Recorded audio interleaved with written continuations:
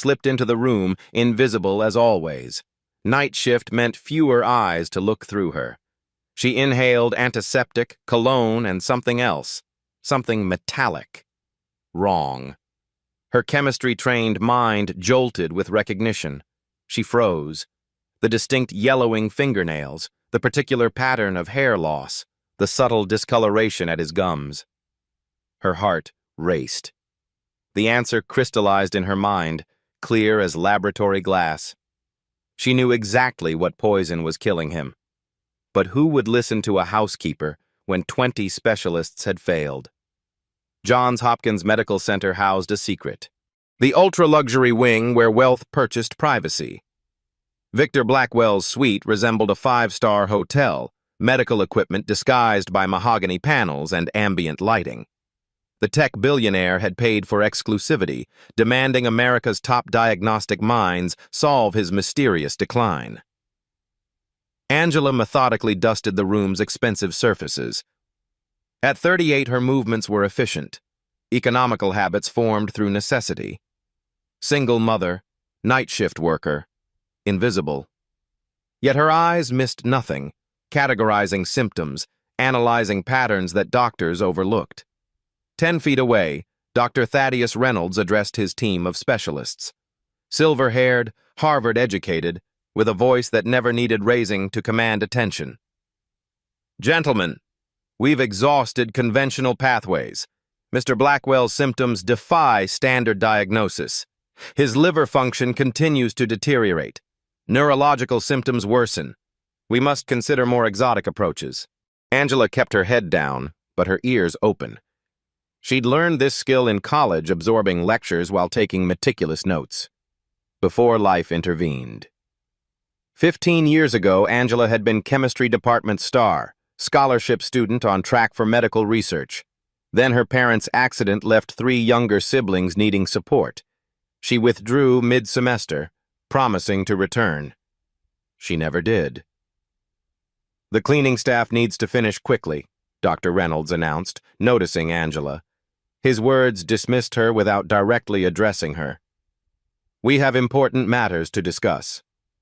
Angela nodded, face neutral despite the familiar sting. They saw her uniform, not the mind behind it. She'd maintained her passion for chemistry through library books, online lectures, scientific journals read during lunch breaks. Knowledge without credentials.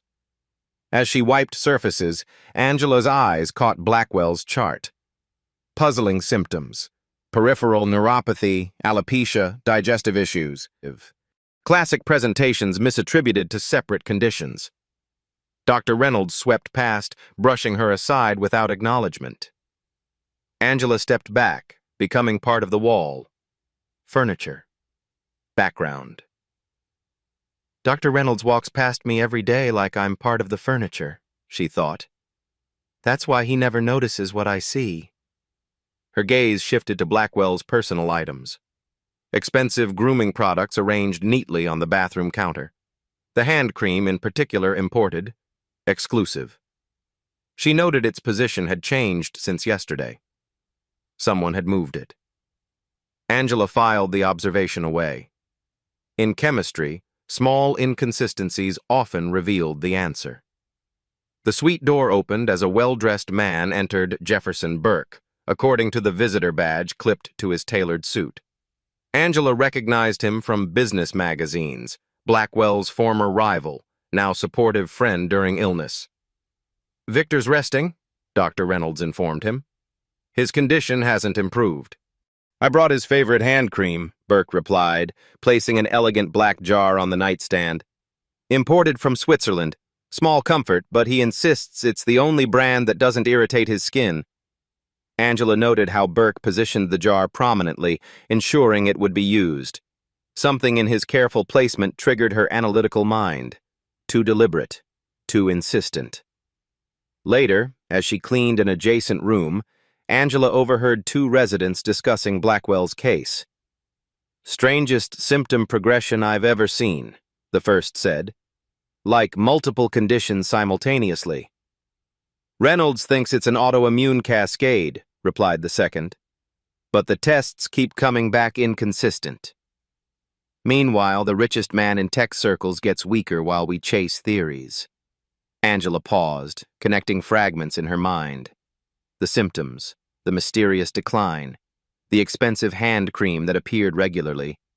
A hypothesis formed, but she needed more observation. That night, she adjusted her cleaning schedule to include Blackwell's room during his sleeping hours.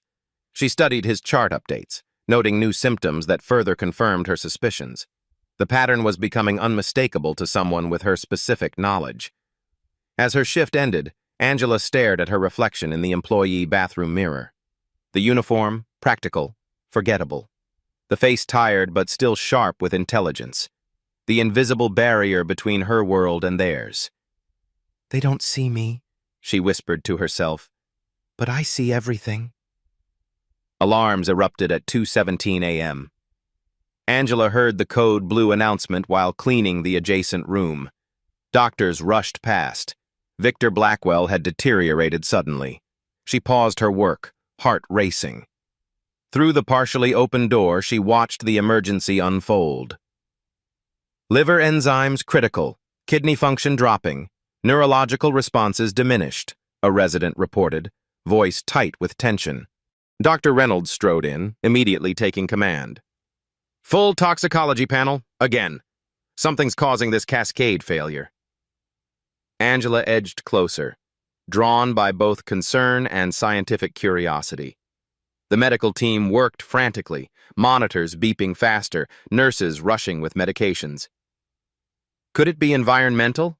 suggested Dr. Park, a younger physician. "Something in his food, water, or personal products?" Dr. Reynolds dismissed this with a cutting glance. "We've tested everything in this room twice.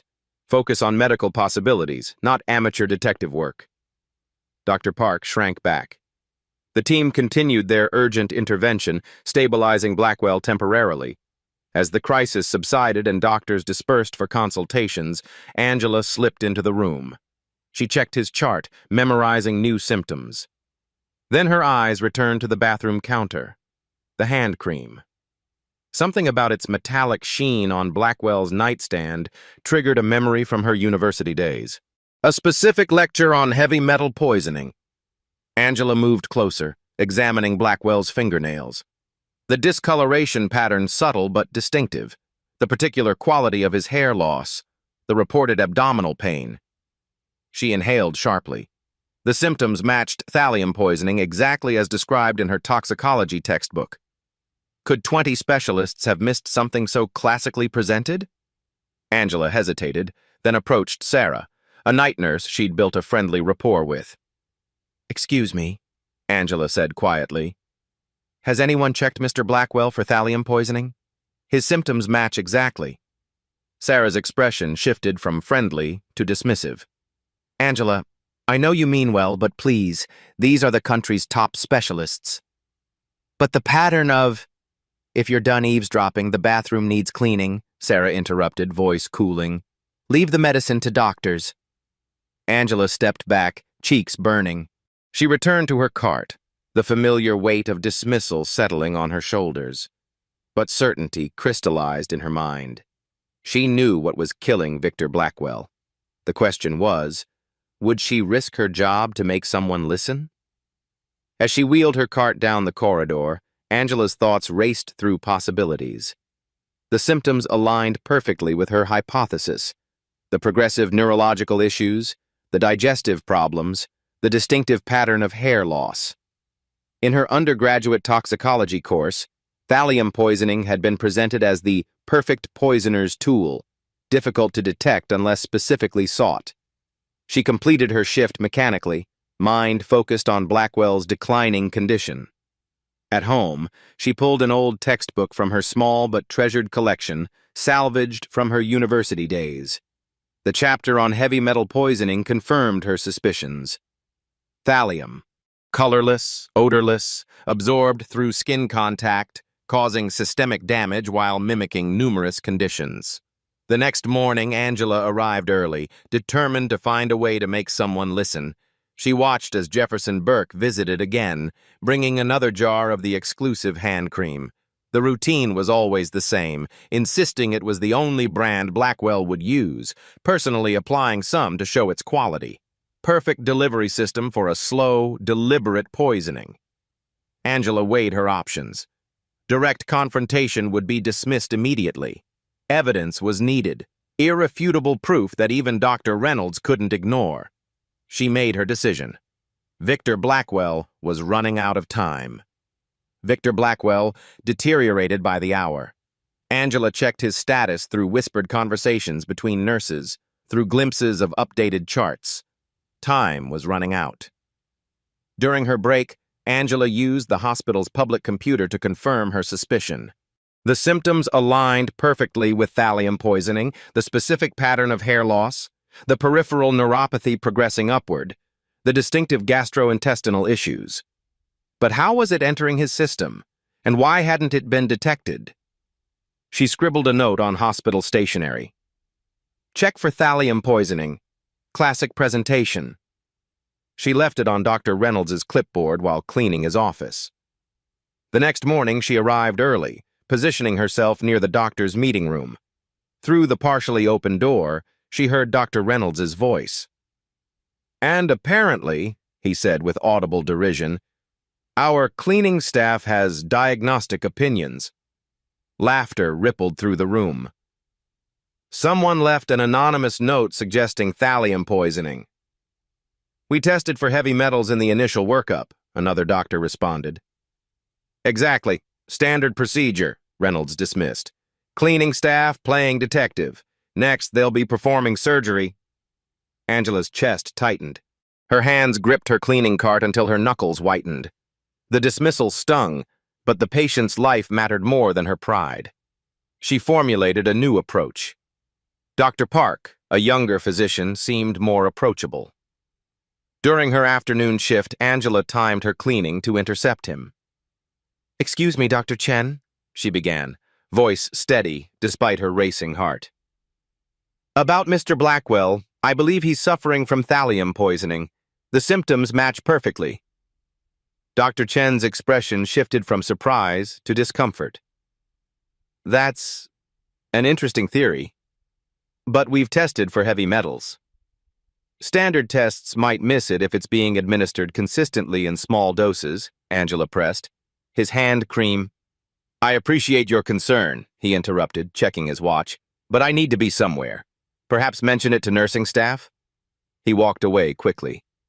Angela stood alone in the hallway, invisible once more. Later that evening, the head of security approached as she cleaned.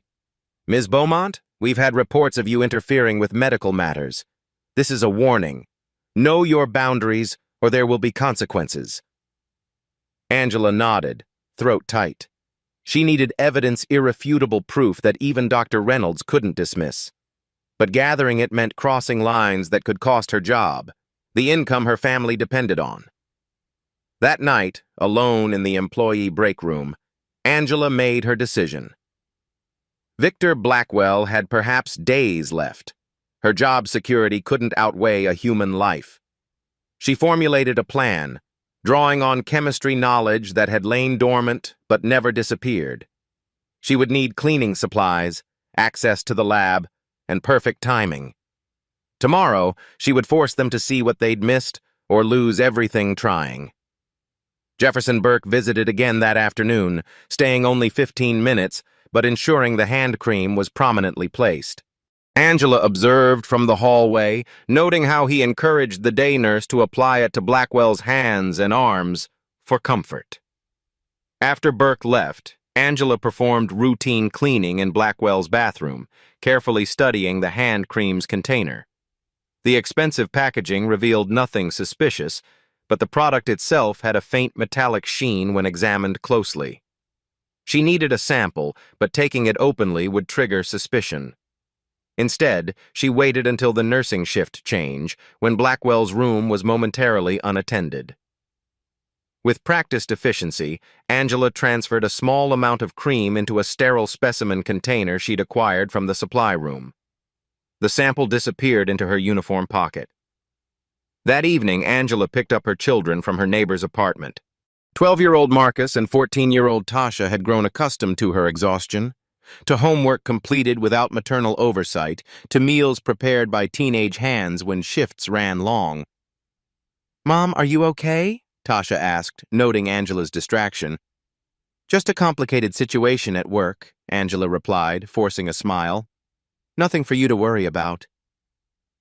After the children were asleep, Angela spread her materials across the kitchen table, her old toxicology textbook, printouts from medical journals, notes on Blackwell's symptoms. The pattern was undeniable to trained eyes. Why couldn't 20 specialists see it? Because they weren't looking for it. Because thallium poisoning was rare, almost archaic, a throwback to old spy novels. Because they'd run standard panels that might miss gradual exposure. Because no one expected a billionaire to be slowly poisoned by a trusted friend. And because no one listened to housekeepers. Angela stared at her cleaning uniform hanging on the door, the physical embodiment of her invisibility. Tomorrow she would risk everything to pierce that invisibility, to force them to see both the poison and the person who'd identified it. Angela arrived early for her shift, carrying a small bag alongside her usual supplies. Inside, baking soda, aluminum foil, and small containers borrowed from the cafeteria innocent items that, combined with standard cleaning solutions, could create a rudimentary but effective test for thallium. Her first task: collect evidence. During morning rounds, Angela timed her cleaning to overhear Blackwell's latest symptoms. The progression matched thallium poisoning, perfectly worsening neuropathy, now affecting speech. Distinctive hair loss pattern. Rapid deterioration despite supportive care. She carefully collected a tiny sample of the hand cream while cleaning Blackwell's bathroom. The expensive product had a faint metallic sheen when rubbed between fingers, subtle but detectable to trained senses. In a maintenance closet, Angela worked quickly, mixing solutions with practiced precision. The makeshift chemistry setup looked nothing like sophisticated hospital equipment, yet the principles remained sound. She'd performed similar tests in university labs, earning top marks for accuracy with minimal resources. The test confirmed her suspicion: positive for thallium. She photographed the results with her phone. Next, Angela reviewed Blackwell's visitor log, noting a pattern. Jefferson Burke business rival turned supportive friend visited regularly, always bringing the same exclusive hand cream as a gift. The timing matched the escalation of symptoms. At 2:00 p.m., Angela learned of an emergency conference in Blackwell's suite. All specialists would attend, as his condition had become critical. Perfect timing. She changed into her freshly laundered uniform, straightened her badge, and gathered her evidence. Test results, visitor logs, symptom timeline, and research printouts. Angela rehearsed her explanation mentally, drawing on knowledge from toxicology textbooks memorized years ago. The doctors gathered in Blackwell's suite, tension evident in their postures. Dr. Reynolds stood at the center, presenting the latest failed interventions. Angela knocked once and entered without waiting for permission. 20 pairs of eyes turned toward her. Dr. Reynolds' expression shifted from surprise to irritation. "This is a closed medical conference. Please come back." "Mr. Blackwell is dying of thallium poisoning," Angela stated clearly, her voice steadier than her heartbeat. "I can prove it." Dr. Reynolds' face hardened. "Security," he began. "The symptoms match perfectly," Angela continued, stepping forward and placing her evidence on the table. "Progressive ascending peripheral neuropathy, distinctive alopecia, abdominal pain, cognitive decline, classical presentation." She pointed to her test results. "I confirmed thallium presence in his hand cream, the imported Chamberlain brand he uses daily. Absorption through skin, slow poisoning over months." "This is absurd," Dr. Reynolds snapped. "You're a housekeeper, not a physician." "I was a chemistry honors student at Johns Hopkins before personal circumstances intervened," Angela responded, maintaining eye contact. "The poison is being introduced through the hand cream brought by Jefferson Burke during his regular visits. The timeline matches symptom progression perfectly." She laid out her evidence methodically, pointing to the visitor logs, the symptom progression charts. Her explanation was precise, scientific, drawing on toxicology knowledge that had remained sharp despite years away from academia. Standard heavy metal panels might miss it because the poisoning is gradual, maintaining levels just below typical detection thresholds, she explained. But the cumulative effects are textbook. Complete silence fell over the room. Dr. Reynolds opened his mouth to object, then closed it, examining her evidence more closely. Dr. Park, the young physician who'd been dismissed earlier, leaned forward. This actually makes perfect sense with the symptom progression. The tests we ran might indeed miss gradual exposure. Another specialist nodded slowly. The hair loss pattern and neuropathy presentation are consistent with thallium toxicity. The silence deepened as 20 specialists confronted what they had missed and who had found it. It's thallium poisoning, Angela concluded quietly. The symptoms are textbook if you know what to look for. Angela stood firm as the doctors exchanged glances, her heart pounding beneath her composed exterior. The maintenance closet chemistry had been a gamble crude by laboratory standards, but based on sound principles. The precipitate formation had confirmed thallium's distinctive reaction pattern. How exactly did you test for this? Asked Dr. Winters, the toxicology specialist. Sodium rhodizonate reaction, Angela replied without hesitation. Modified for field testing with limited resources. The color change is unmistakable when thallium ions are present. Dr. Winters raised an eyebrow, impressed despite himself. That's an advanced technique, rarely used outside specialized labs. It was covered in advanced toxicology methods, second-year chemistry special topics, Angela responded. Professor Harrison's course. Recognition flickered across several faces. Harrison was a Johns Hopkins legend. You were his student? Dr. Park asked. For one semester, Angela answered, the old regret briefly visible. Before I had to withdraw. Dr. Reynolds examined her improvised test results with grudging attention. His expertise couldn't deny the evidence before him, however unorthodox its source. The concentration pattern suggests deliberate, sustained exposure, Angela continued, pointing to her timeline. Each application delivers a sublethal dose that accumulates in tissues. The symptoms escalate in perfect correlation with Burke's visits. The specialists began asking technical questions, which Angela answered with precise scientific terminology. With each response, her invisibility diminished.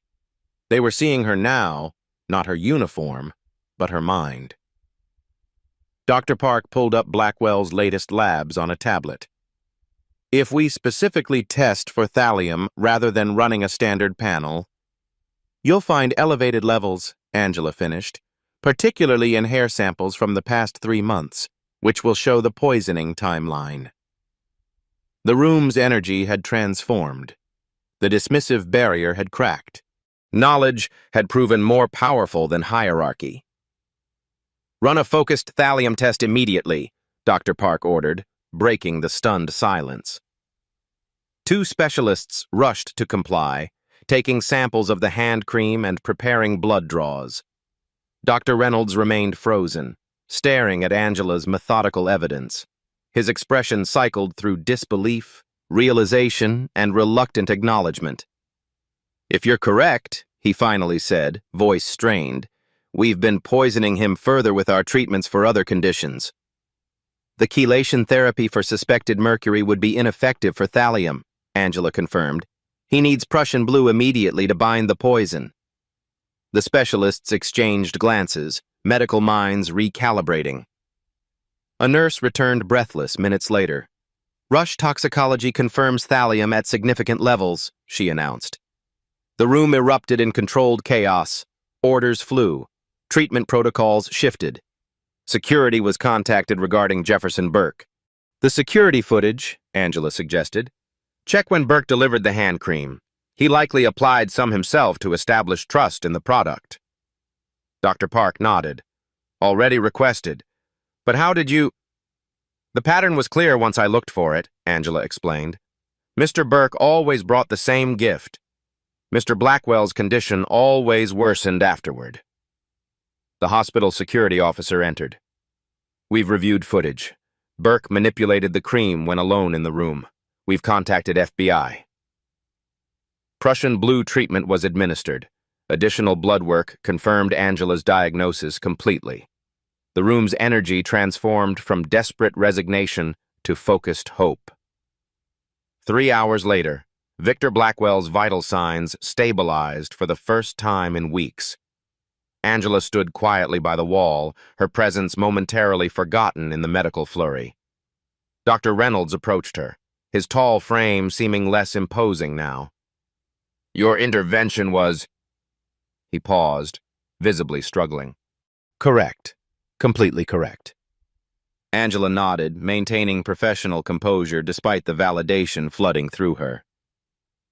How did you see what 20 specialists missed? He asked, genuine confusion in his voice. I'm invisible, Angela replied simply. I observe without being observed. I see patterns without preconceptions.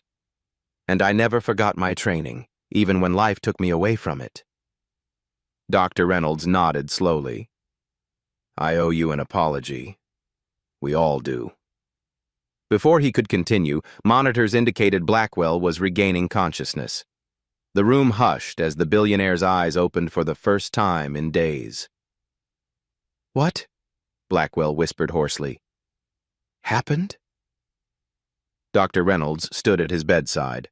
A critical moment of choice played across his face. Claim credit or acknowledge truth. He straightened his shoulders. You were being poisoned with thallium, Mr. Blackwell. We missed it. All of us. He turned toward Angela. This is Angela Beaumont. She solved what 20 specialists couldn't. Complete silence filled the room. Every eye turned to the housekeeper. Blackwell's weak gaze found her. Thank you, he whispered, for seeing what they missed. The silence broke as Dr. Park began to applaud. Others joined until the sound filled the room, acknowledgement impossible to dismiss. Angela stood taller, her expertise finally visible. The invisible barrier between medical staff and support personnel had cracked irreparably. Sometimes the most valuable knowledge isn't framed on a wall, she said quietly. The momentary triumph was interrupted as FBI agents arrived, professional and focused.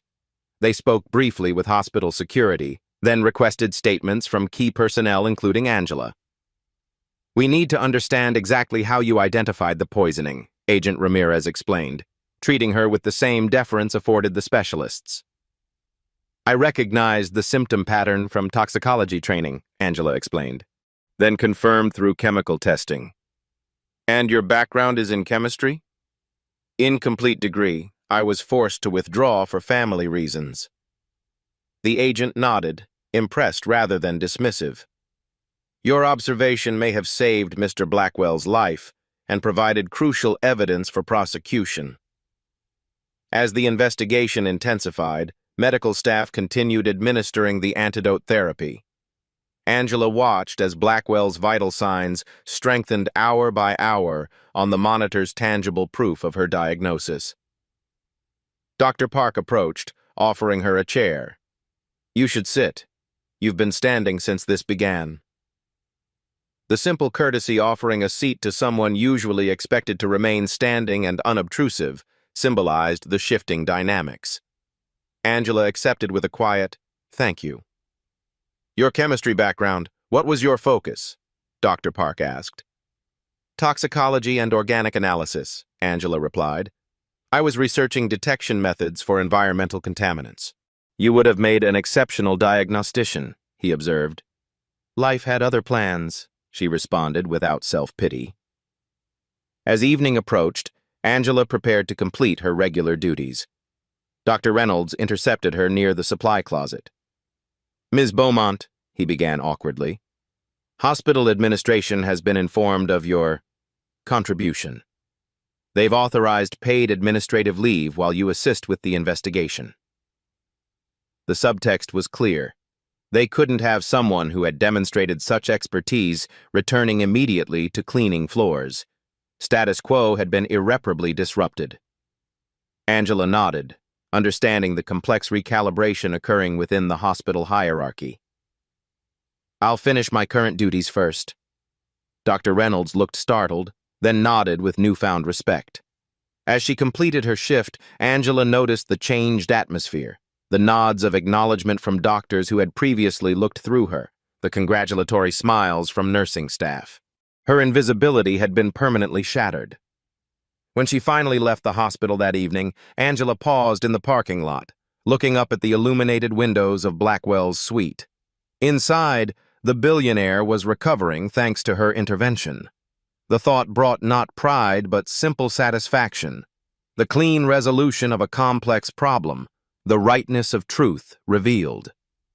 FBI agents arrived within the hour, their presence transforming the hospital wing into an investigation scene. Angela sat in a small conference room, recounting her observations and conclusions to intent federal agents who treated her words with professional respect.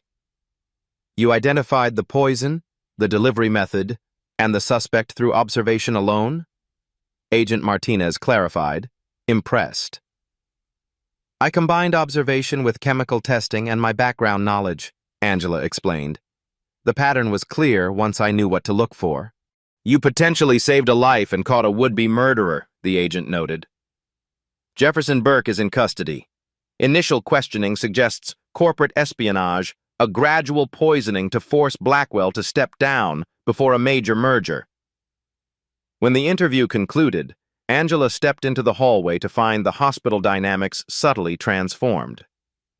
Nurses who had previously looked through her nodded in acknowledgement. Doctors who had never made eye contact now did. Dr. Park approached with coffee. "I brought you this. You've been answering questions for hours." "Thank you," Angela accepted, the simple courtesy feeling monumental. Later, Dr. Reynolds intercepted her as she prepared to resume her duties. His demeanor had changed, the assured confidence replaced by uncomfortable self-awareness. "Ms. Beaumont," he began stiffly, "I want to apologize for dismissing your concerns." His apology was minimal, awkward, the words of someone unaccustomed to admitting error. Angela nodded. "Thank you, Dr. Reynolds." "Your knowledge saved his life when our expertise failed," he acknowledged, struggling visibly with his pride. "We all have different perspectives," Angela replied. "Sometimes the answer is visible only from certain angles." He nodded curtly and walked away, status diminished, but professional identity intact. As Angela pushed her cleaning cart through the hospital corridors, whispers followed. "That's her, the housekeeper, who outsmarted 20 doctors." The story had spread through hospital departments with lightning speed. She worked her shift with the same quiet efficiency as always, but her invisible shield had dissolved. People saw her now, not just her uniform or function, but her mind, her capability, her worth beyond assigned role. The hospital hierarchy remained, but Angela now moved through it differently, walking with the confidence of someone whose true value had been witnessed and could never again be unseen. Over the following days, the hospital administration struggled to categorize Angela's position. Her job title remained Environmental Services Technician, yet she was repeatedly consulted on Blackwell's recovery and the ongoing investigation. At home, Angela carefully explained the situation to her children. "So, you solved a mystery the doctors couldn't?" Marcus asked, wide-eyed. "I noticed something they overlooked," Angela corrected gently. "Sometimes being in a different position lets you see things others miss." Tasha, more perceptive at 14, recognized the deeper implications. "Will things change now? Will they respect you more?" Angela considered the question carefully. Respect isn't something given permanently. It's earned and maintained. But yes, something has shifted. The media caught wind of the story. Housekeeper solves medical mystery, saves billionaire, but hospital security kept reporters at bay. Angela was grateful. Public attention wasn't her goal. A week after her diagnosis, Angela was called to the administrative offices. The hospital's chief of medicine, Dr. Eleanor Matthews, greeted her with newfound collegiality. "Ms. Beaumont, your actions have placed this institution in an unusual position," Dr. Matthews began. "You demonstrated exceptional medical knowledge while working in a non-medical capacity." Angela waited, sensing the administration's dilemma. Her achievement couldn't be ignored, yet acknowledging it fully would disrupt established hierarchies. "The board has authorized a commendation and bonus," Matthews continued, "and we'd like to discuss potential opportunities that might better utilize your scientific background." The offer was carefully calibrated recognition without fundamental disruption, opportunity without admission of systematic oversight. "I appreciate that," Angela replied evenly. "I've always valued learning, even when circumstances prevented formal education." Dr. Matthews nodded, relieved by Angela's measured response. "Mr. Blackwell has also expressed interest in speaking with you once he's sufficiently recovered." Angela returned to her duties, aware that while her immediate status had changed, systemic barriers remained. The gap between potential and opportunity couldn't be bridged by a single moment of brilliance.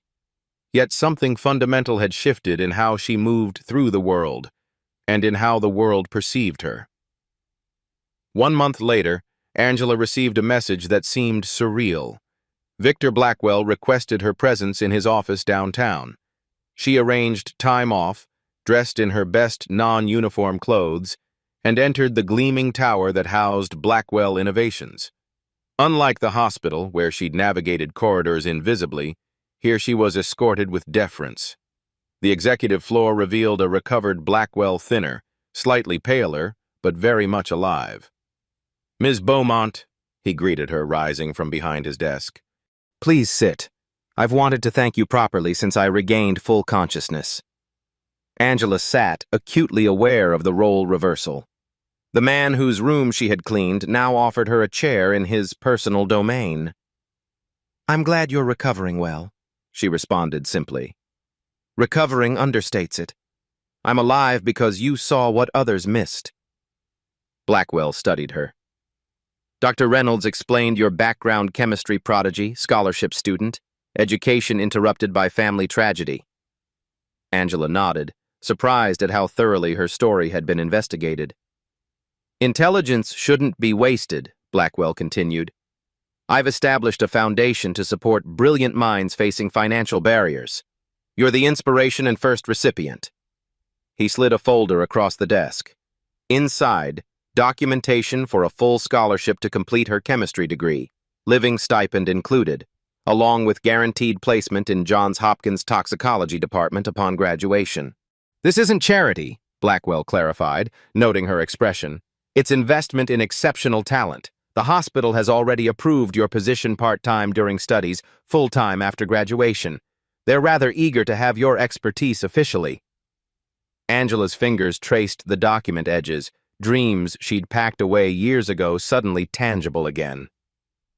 "My children," she began. "The stipend covers childcare," Blackwell assured her. "All practical obstacles have been addressed. The only question is, are you ready to reclaim your interrupted path?" That evening, Angela sat with her children, explaining how their lives would change. Their eyes widened with pride as she recounted the full story she'd previously minimized. "You saved a billionaire, Mom?" her son asked incredulously. "I used knowledge I never stopped building," she corrected gently. "And now we have a new chapter ahead." 2 weeks later, Angela entered Johns Hopkins not through service entrances but the main doors, student ID in hand for morning classes, hospital badge for her afternoon toxicology internship. Dr. Reynolds nodded stiffly when they passed, in hallway's professional courtesy replacing dismissal. Dr. Park had become a friend and advocate, helping navigate her transition from support staff to specialist in training. "The department already has cases they want your perspective on," he mentioned during lunch. "Your observational skills are unlike anything they've seen." In quiet moments, Angela sometimes remembered cleaning those same floors, invisible to the people who now sought her insights. The memory brought neither bitterness nor resentment, only appreciation for the journey's perfect, impossible arc. On her first day assisting with a difficult toxicology case, Angela stood in the laboratory surrounded by equipment she once only cleaned, now hers to command. The white coat felt foreign yet familiar, the weight of a dream deferred, not denied. She picked up the patient file and began her analysis, bringing both scientific training and the unique perspective of someone who had learned to see what others overlooked. Someone who understood that wisdom could be found in unexpected places, and that sometimes the most valuable insights came from those society had trained itself not to see. The transition wasn't seamless. Some medical staff still carried vestiges of old hierarchies in their interactions. Occasionally, someone would express surprise at finding her in the toxicology lab rather than cleaning it. Angela met these moments with quiet dignity, letting her work speak for itself. Her first semester back in formal education brought both challenges and joys. Academic language returned slowly. Theoretical frameworks needed rebuilding. Yet her practical experience provided insights textbooks couldn't teach. "You approach problems differently," her advanced chemical analysis professor observed. "You see applications before theories." "I learned in reverse order," Angela explained. "Practice before principle." The Blackwell Foundation expanded beyond Angela's initial scholarship, identifying other talented individuals whose education had been interrupted by circumstance. When interviewed about his philanthropy, Blackwell credited Angela's story as the catalyst. "Intelligence exists everywhere, not just in credentialed spaces," he told Businessweek. "Ms. Beaumont saved my life because she maintained knowledge without recognition. How many others like her exist, their talents invisible to systems that only value official credentials?" 6 months after the diagnosis that changed everything, Angela was invited to present at a hospital conference on diagnostic approaches. She stood at the podium, addressing doctors who had once walked past her without seeing. "Observation doesn't require credentials," she began. "Sometimes the most valuable insights come from unexpected sources, from people trained to be invisible, who see what others overlook precisely because they move through spaces differently." Dr. Reynolds sat in the audience, his expression a complex mixture of respect and lingering discomfort at the hierarchical disruption her story represented. Yet he nodded at her key points, professional enough to acknowledge truth. After the presentation, a young hospital worker, a transporter who moved patients between departments, approached Angela hesitantly. "I've been taking night classes in nursing," she confided, "but nobody here knows. They just see the uniform."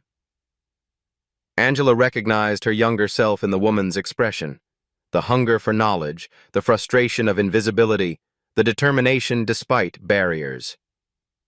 "Keep learning," Angela advised.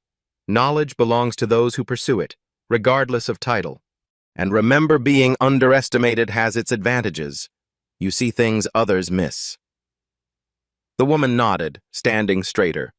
One small conversation, one shared story, perhaps the beginning of another barrier broken. At home that evening, Angela helped Tasha with her science homework. The kitchen table that once held cleaning schedules and budget calculations now featured textbooks, laboratory reports, and college applications. Tasha's grades had improved dramatically, inspired by her mother's example. "Mom," Tasha asked, "do you ever wish things had happened differently? That you hadn't had to drop out of school?" Angela considered the question carefully. "My path wasn't what I planned, but it taught me things I couldn't have learned any other way. How to observe, how to persist, how to find worth in myself when others didn't see it." She smiled at her daughter. "The journey matters as much as the destination." 1 year after saving Victor Blackwell's life, Angela attended a ceremony establishing the Beaumont Scholarship for Scientific Excellence, a permanent endowment specifically for individuals returning to scientific education after career interruptions. The first 5 recipients included a former delivery driver, a retail worker, and a landscaper, all with demonstrated scientific aptitude and interrupted educational journeys. Ms. Beaumont exemplifies what we often forget in our credential-focused society, Blackwell said during the ceremony. That brilliance exists everywhere, in all walks of life, often unseen because we're trained to look only in expected places. As Angela stood to acknowledge the audience, she saw Dr. Reynolds among the attendees. Their eyes met briefly mutual recognition of how completely the world had changed between them. He nodded respectfully, the gesture acknowledging both her triumph and his own growth. Later, touring the research facility funded by Blackwell's foundation, Angela paused before a plaque in the entrance hall. It bore a simple quote. The foundation had transformed her individual victory into systemic change-creating pathways for others whose talents remained hidden behind uniforms, job titles, and social expectations. In the toxicology laboratory, where she now worked part-time while completing her degree, Angela had established a reputation for solving cases others couldn't crack. Her colleagues attributed this to exceptional chemical knowledge, but Angela understood the deeper truth.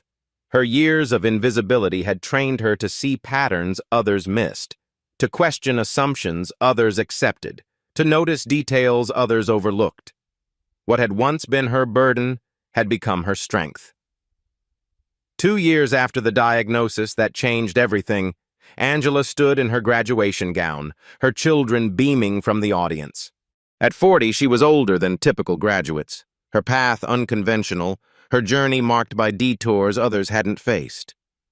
Yet as she received her diploma, completing the circle begun decades earlier, Angela felt no regret for the winding path.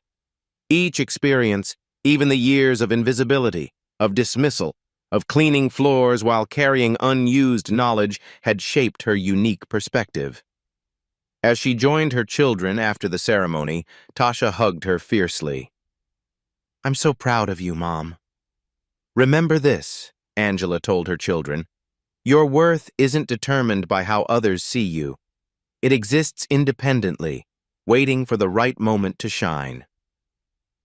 That evening, at a small celebration dinner, Dr. Park raised a toast. To Angela Beaumont, who taught an entire hospital that wisdom can be found in unexpected places. Angela smiled, thinking of her journey from invisible to essential, from dismissed to respected. The status reversal felt complete, yet she retained the valuable perspective gained from years moving through the world unseen. In her new office at Johns Hopkins, once merely a building she cleaned, now her professional home, Angela kept a small framed photo of herself in her former uniform, not as a reminder of past dismissal, but as acknowledgement of the unique strength gained through that experience. Her phone rang, a consulting request from another hospital facing a mysterious poisoning case. Angela picked up, ready to apply both her formal training and her hard-won perspective. Her voice carried the quiet confidence of someone who had proven her worth beyond all doubt. "This is Dr. Beaumont," she answered. "How can I help you?" The title felt right-earned through unconventional pathways, but no less valid for the journey taken. And as she listened to the case details, Angela recognized patterns and possibilities others might miss, her mind connecting dots that remained invisible to those who had never learned to see from the shadows. If this story of hidden brilliance and justice moved you, there's more where it came from. Beat Stories brings you powerful narratives where underdogs rise through sheer talent and determination. Every week, we deliver compelling tales of status flips, moral victories, and the triumph of overlooked genius, just like Angela's journey from invisible housekeeper to respected toxicologist. Hit that subscribe button to never miss our weekly uploads of meticulously crafted stories that capture those perfect moments when someone underestimated finally gets their due recognition.